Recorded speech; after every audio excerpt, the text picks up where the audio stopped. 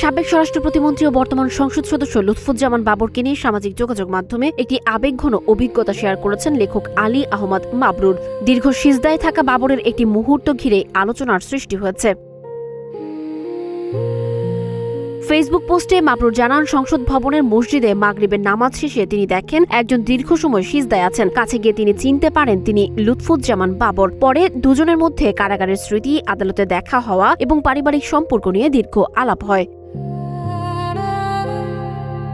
দীর্ঘ এই সিজদার কারণ জানতে চাইলে বাবর বলেন, মৃত্যুর মুখ থেকে ফিরে আসা, 17 বছরের কারাবাস ও কন্ডেম সেলের জীবন পেরিয়ে আবার সংসদে ফিরতে পারা সবকিছুর জন্য তিনি আল্লাহর প্রতি কৃতজ্ঞ। তার ভাষায়, সারাদিন সিজদায় থাকলেও এই শুকরিয়া আদায় হবে না।